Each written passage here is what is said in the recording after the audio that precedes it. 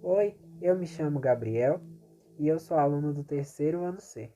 Eu e junto com os meus colegas Heloísa, Caio e Raíssa, vamos falar sobre Thomas Edison, um dos maiores inventores de toda a história, cientista que contribuiu muito para a história da eletricidade. Thomas Edison foi um inventor, cientista e empresário.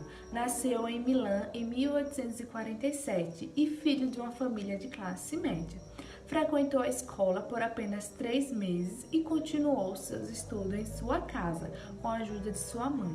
Aos 18 anos, começou a vender doces e jornais em estações de trens. Aos 15 anos, sua paixão pelo telégrafo levou a conseguir um trabalho como telegrafista.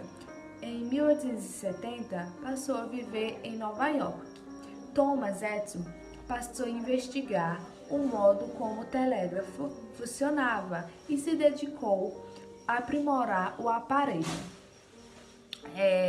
E com isso, que conseguiu realizar a automatização da máquina. O contador automático de Edison.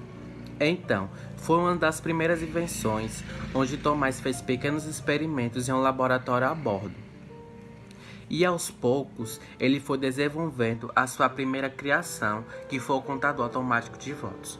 O inventor não parou por aí. Também aperfeiçoou o telefone, o fonógrafo, dentre outras invenções que em conjunto transformaram hábitos de vida. Tomás não se aquietou por aí e com suas pequenas invenções queria desenvolver algo novo, algo que mudasse a ciência e a vida das pessoas. Desde a invenção, a lâmpada elétrica vem se transformando ao longo do tempo a mais moderna e efetiva. Foi aí que, em 1879, Edison criou a lâmpada incandescente, o seu primeiro invento comercialmente viável. E para fazer funcionar, desenvolveu um sistema de distribuição elétrica para a luz e força, inclusive geradores, motores, soquete de luz e caixa de junção e muito mais. Com suas experiências com objeto de bulbo feita de vidro, Edison aperfeiçoou a sua invenção com o passar dos tempos e comercializou a lâmpada incandescente. Thomas Edison foi responsável por desenvolver e aprimorar vários projetos. Um dos seus projetos foi a lâmpada elétrica. A primeira lâmpada criada foi a lâmpada incandescente, no ano de 1979. Essa lâmpada, para chegar ao seu funcionamento dos campos elétricos, ela passou por 1.200 experiências. Para fazê-la funcionar, Thomas Edison desenvolveu um sistema de distribuição elétrica para gerar força e luz. A haste era inserida numa ampola de vidro. Explicando, a lâmpada incandescente, a haste dela foi inserida numa ampola de vidro, onde havia vácuo. Logo após a lâmpada incandescente, as lâmpadas elas foram se modernizando até chegar ao modelo atual. Depois da lâmpada incandescente veio a lâmpada fluorescente, que foi desenvolvida no ano de 1938. Depois da lâmpada incandescente veio a lâmpada halogênea. Ela foi desenvolvida no ano de 1958. Depois dessa lâmpada veio também a lâmpada LED, que foi desenvolvida no ano de 1989, até chegar ao modelo atual, que é a lâmpada do filamento. Thomas Edison não parou após a criação da lâmpada. Ele sempre continuou desenvolvendo e aprimorando vários outros projetos. Um desses projetos foi o gravador de voz, o fonógrafo. Depois do fonógrafo veio o mimeógrafo, que é um copiador de arquivos. E os projetos de Thomas Edison, sempre ajudaram a aprimoração do microfone.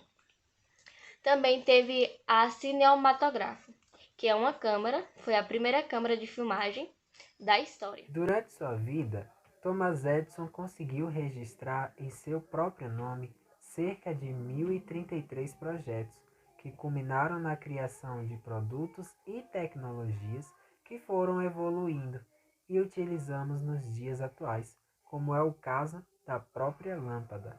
Na primeira imagem, nós vemos o fonógrafo, um aparelho que captava e reproduzia sons.